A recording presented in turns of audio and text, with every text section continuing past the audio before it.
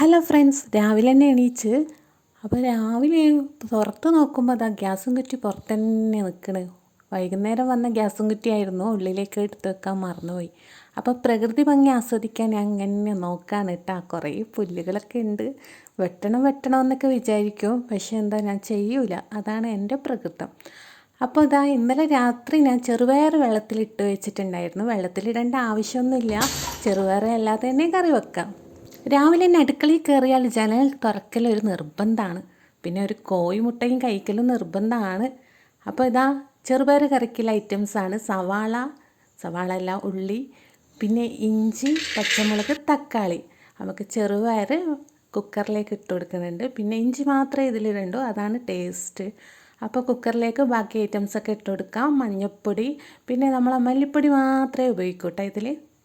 പിന്നെ ആവശ്യത്തിന് വെള്ളം ഒഴിച്ച് അങ്ങ് ഗ്യാസിലേക്ക് വെക്കാം. പിന്നെ തേങ്ങയും കൂടി ചിരകി വെക്കണം, കറിക്കും നമ്മളെ പുട്ടിനും വേണമല്ലോ.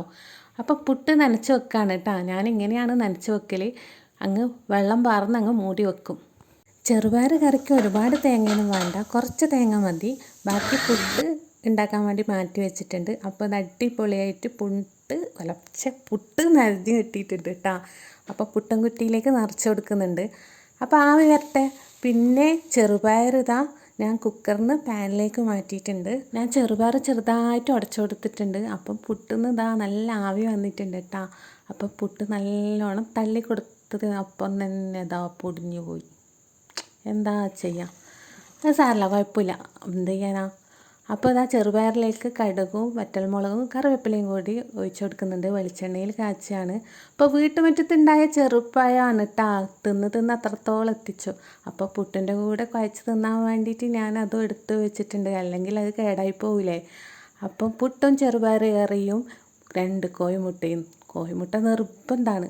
പിന്നെ ഇതാ ചായയും കൂടി വെക്കുന്നുണ്ട് കേട്ടോ.